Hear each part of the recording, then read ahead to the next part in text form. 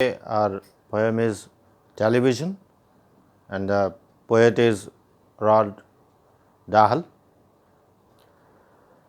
Roald Dahl is a British novelist, screenwriter, playwright, and he is one of the most popular writer among the youngsters. He used to write for the children also, but he is popular among the teenagers and the young generation. The poem Television that we are going to be discussed in this video is not divided into stanzas.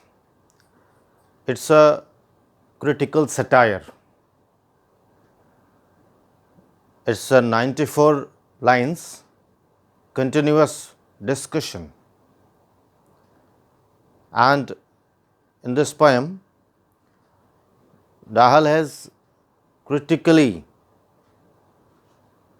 analyzed the effect of television on the mind of the youngsters. So, it's a rather communication with the parents, and this poem shows a very big dislike Dahl has for the television. He is a prolific writer, productive, so its language is emphatic, and he has used capital letters in the poem. And whenever capital letters are used, that means some intense feeling is to be expressed. So, Dahl wanted to express his intense dislike for the television and his deep like for the books. So, rather this poem is television versus books, what should be given to the children, and it's a communication, one-to-one communication with the parents. And Dahl has written this poem for British parents actually. And I guess this because at one place it is said that they might beat you. That is not a practice all over the world. So, let us start, and I will be analyzing line by line whenever it is necessary. So, the most important thing we have learned so far as the children are concerned is to never let them near your television set. So, the most important thing what Dahl has analyzed, he has been analyzing, studying the effect of television on the children. So, that is the setting of the poem. So, he has been analyzing that what is the effect of television on the children. So, what was the outcome of his study? That he has studied, so far children are concerned, we should never, and a big never, in a capital NEVER, never let children near your television set.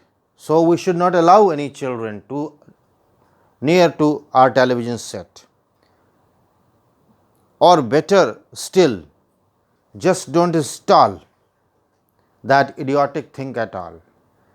Dahl is giving one more advice, that first thing that you should do, you should never let your children go to the television set, and a better thing than this is that you should not install the television set at your home.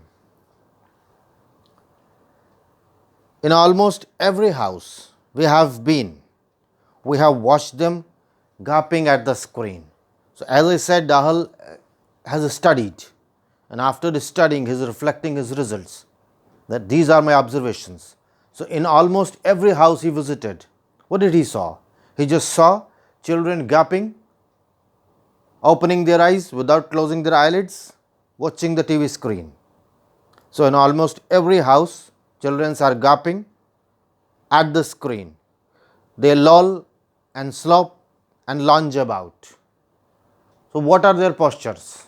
They just loll, they just slop, they just lunge about. They all are expressions for the lazy postures when you sit extremely comfortably. So, Dahl is concerned with the fact that whenever children watch this television set, they sit in extremely lazy posture. He has used the word loll. With loll, he is saying the slope. He said they lunge. So, children when watching the television, loll, slope and lunge, and almost in every house Dahl has observed this, and stare until their eyes pop out, come out. So, he is saying they continuously watch the television set until their eyes come out. So, eyes won't come out, this is an exaggeration, hyperbole. So, eyes won't come out, but what Dahl want to indicate that endlessly they are watching the television until they have a strength in their body, as if their eyes will come out, but they don't give up watching the television.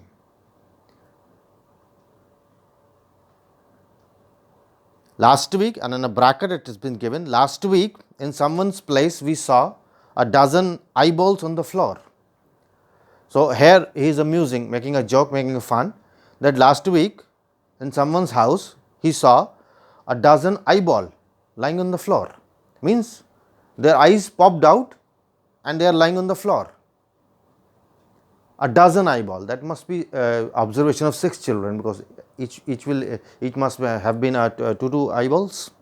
So, what Dahl is saying in an amusing way, that he has seen dozen eyeballs falling on the floor, and this has been the effect of television, continuously watching out the television. They sit and stare and stare and sit. They sit and they stare in the television screen, they stare and they sit. So, they are just watching the television until they are hypnotized by it. So, children get hypnotized. Hypnotized, whatever is being presented in the television screen, they think that this is real. So, whatever is being presented in the television screen creates a hypnotizing effect on their mind. So, they think it has a real word, this is hypnotism. What has been presented to them, they think it is all right, it is real.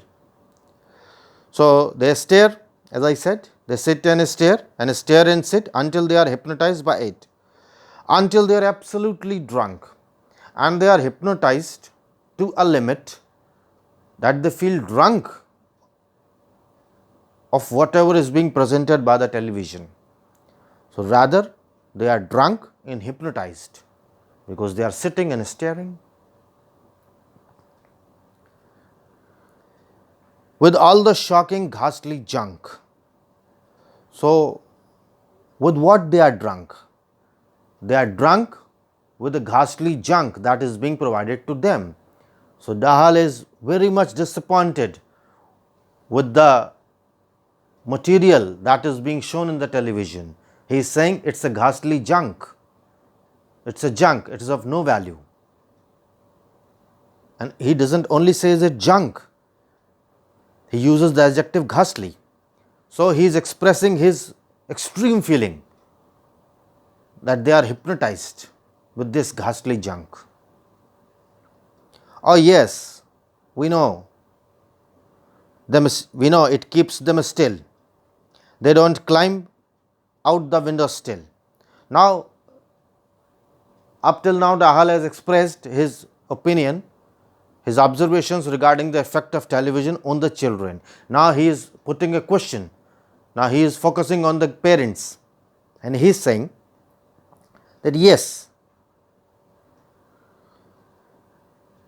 we know when the children watch television, it keeps them still. Yes, I know, yes, we know that when you allow your children to watch the television, it keeps them still. they don't climb out the window still. So, what do they see? What do they do? Actually, when you allow them to watch the television, they don't climb, they don't play, and they never fight, neither they kick nor they punch. So, what does the Dahl says? They never fight or kick or punch. They leave you free to cook and do lunch. So, you are free to do your household chores when you allow your children to watch the television. So, you are free to cook the lunch and wash the dishes in the sink. You are allowed to cook, you are allowed to wash. But did you ever stop to think? But have you ever thought to wonder just exactly what this does to your beloved soul? Have you ever thought? Now he is communicating with the parents. What have you ever thought that what this ghastly junk has effect on the mind of your beloved children? Have you ever thought? It's right that it has left you free and you can wash your sink and you can cook your lunch, and they are neither kicking nor pushing each other, not they are climbing to the window. It's all right. But have you ever thought? Now here is the question to the parents. Have you ever thought that what is the effect of television on your beloved one? Now emphatically with the capital letters, Dahl says, it rots the sense in the head, it kills the imagination dead, with an exclamation sign, and all are written in capital. So, what does it do? It just rots the head, rot the sense of the head, means they become senseless, they lost their power of thinking. They do not have any sense, and when they lost the power of thinking, they do not have the power of imagination. So, it kills their imagination, they kills their creativity, because unless someone has imagination, he won't be creative. So, the effect is that it is killing the sense of your children, and with this it is killing the imagination of your child. And just see these lines what I have presented before you. It rots the sense in the head, it kills imagination dead, head dead. Just see before what I read, to wonder just exactly what this does to your beloved tot. Tot is a little child. So, rhyming word, what tot. Every two lines in this poem are rhyming. You can observe that. The first line was, the most important thing we have learned is, so far as the children are concerned, learn concerned, is never, never, never let then them near your television set, let set. So, the whole poem is based on a rhyming scheme. It is not the fact that only two lines are rhyming, at some places three lines are also rhyming, but you can see rhyme in every two or three lines in this 94 lines poem. It is not still finished, I have just marked the point that it is a rhyming scheme in the poem. Now, so we were discussing that it kills the sense of your child, it kills the imagination of your child, and when the imagination is killed, what is killed? Creativity of your child is killed. That is what Dahl wants to communicate with the parents. It clogs and clutters up the mind. Now, clogging is something which has stopped. What is being stopped? Thought process has been stopped, thinking power has been stopped. It clogged the thought, it has overshadowed your child's brain. The ghastly junk has overshadowed, killing all the imaginations, killing all the thought process, killing all the creativity, killing all the intelligence, because he is not able to think even, and clutters up in the mind. So, clutter is rather collecting things in an unusual manner, cluttering, not systematized, that is cluttering. It makes a child so dull and blind, he can no longer understand a fantasy, a fairyland. So, the effect is that the child is so dull, the child is so blind, that he loses all his interest in thinking and imagination. If you just present a story of a fantasy or a fairyland before him, he won't be able to imagine that, because his imaginative power has been killed by the television. So, he cannot imagine a fantasy or a fairyland, because when can you imagine a fairyland? When can you imagine a fantasy? When you have imaginative skills, and unless and until you have thought process, how can you have an imaginative skill? So, what television is killing? It is killing your thought process, the thought process of a children. That is what Dahl is saying. So, his brain becomes as soft as cheese. So, when there is no thought process, brain will become soft. And Dahl has compared, here he is using a simile, as soft as cheese. Now, what does he want to say when brain has become cheese? That whatever impression you give to the brain, it will assume it is right, because it has no analyzing power, no thinking power, no creative power, no thought process, no imaginative skills, no creation and recreation. So, in that case, we can say that his brain is like a cheese. So, with simile, Dahl is communicating his powers of thinking rust and freeze, no more attacking mood. Dahl says, and Dahl is rather in a pensive mood. He is not happy with what is going on with television. So, he says his powers of thinking rust and freeze. So, brain is getting rusted. When iron get rust, what does happen? Iron is useless.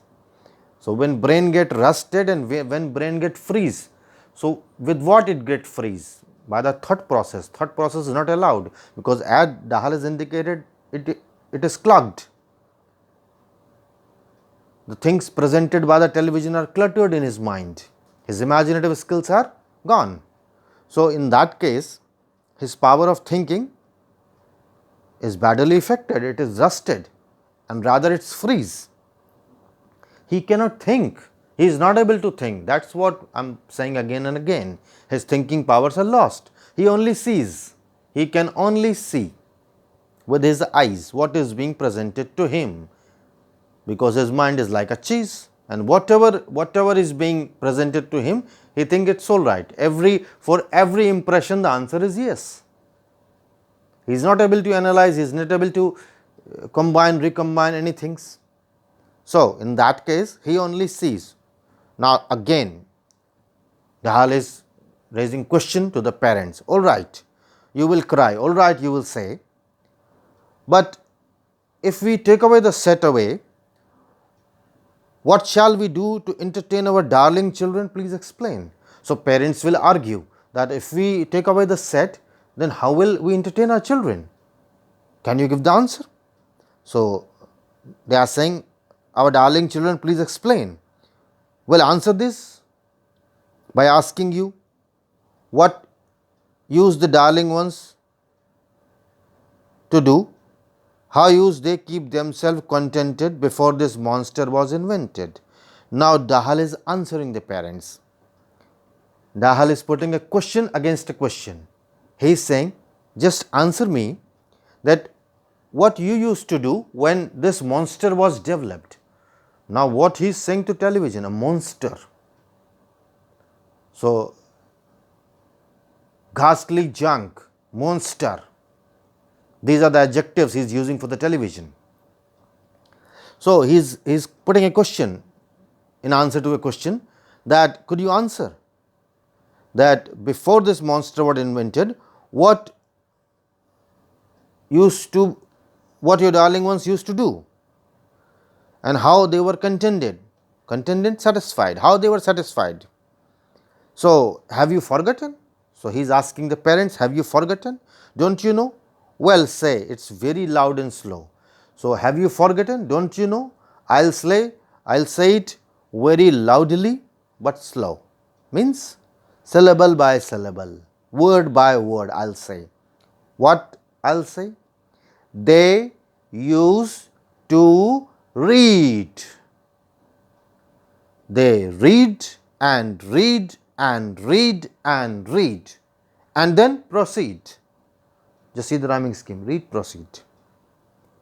To read some more. Proceed for what? To read some more. Great Scott, cat cook. So, what Dahl is saying?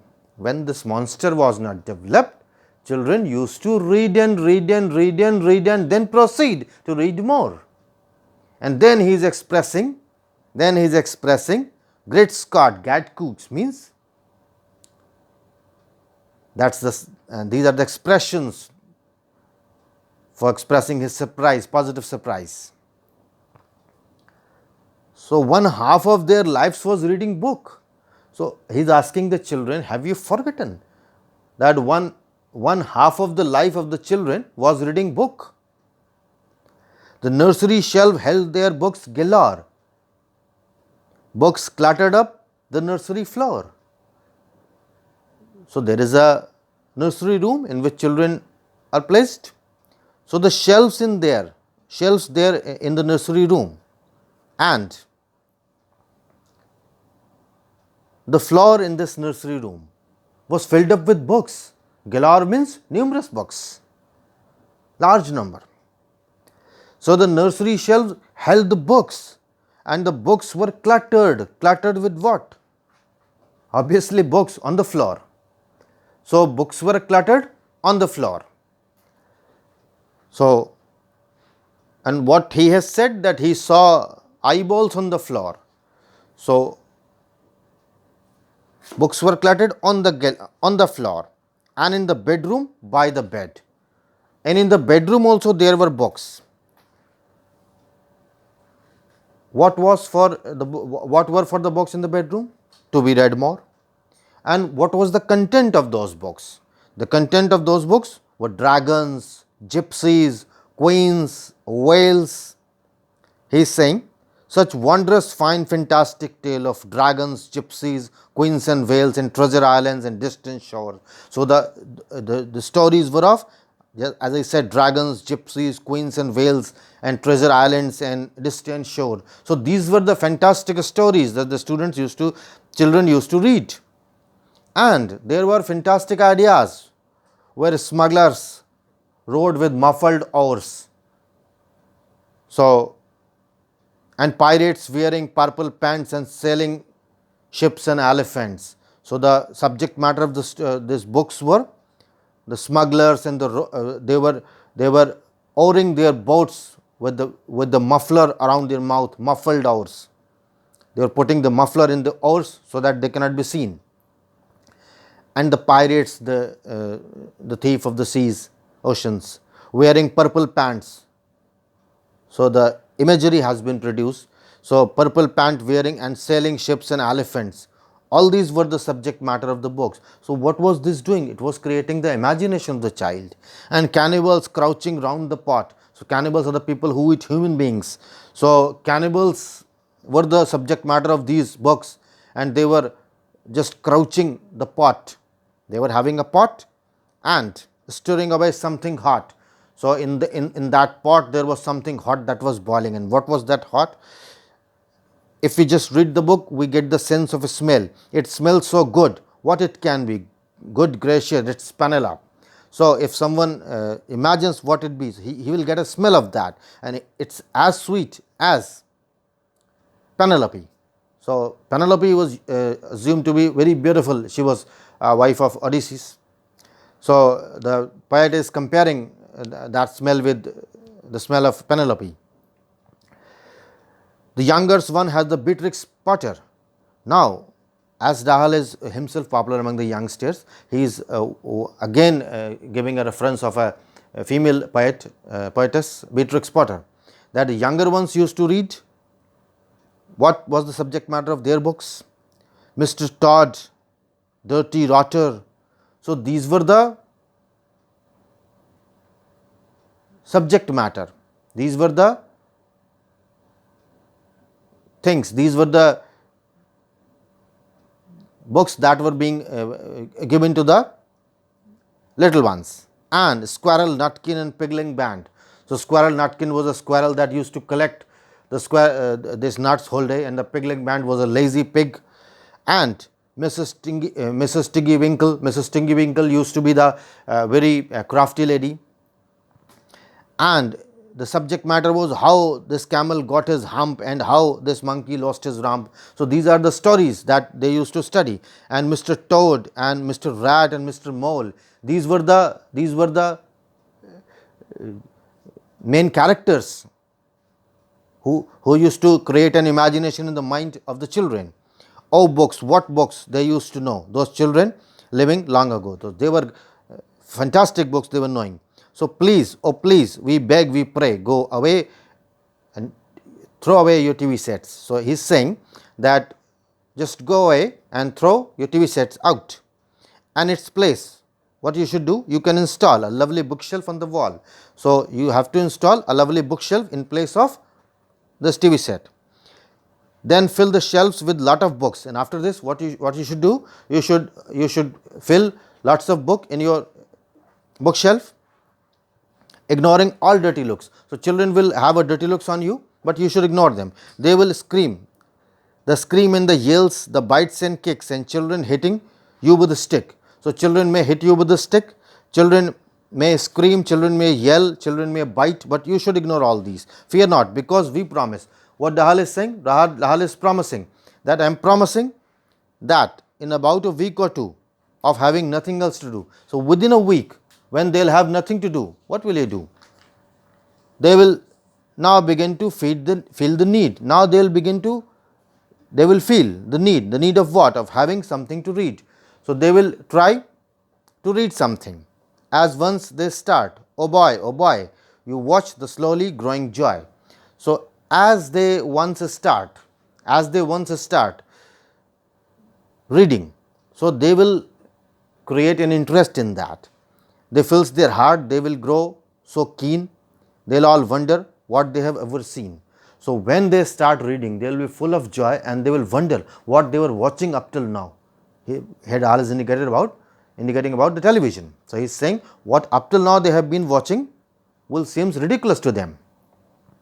So, in that ridiculous machine, that nauseating, foul, unclean, repulsive television screen, just see how critical Dahl is. He is saying nauseating, disgusting, foul, unclean. Foul is very bad, some very bad smell. Unclean, repulsive television screen. So, television screen is so bad. So, they will think that what they were involved in such nauseating, foul, unclean, repulsive television screen, because they have earned the joy of reading. So, they will think that what we were doing till now, and later each and every kid will love you more for what you did, and after they will enjoy, they will think, they will know the pleasure of learning, they will love you more. Initially, when you take away their television set and you will install the bookshelf, they might scream, they might beat with a stick, and they might be very angry with you. But when they will have nothing to do, they'll and after that they will be involved in the reading. Then only they will love you more and more.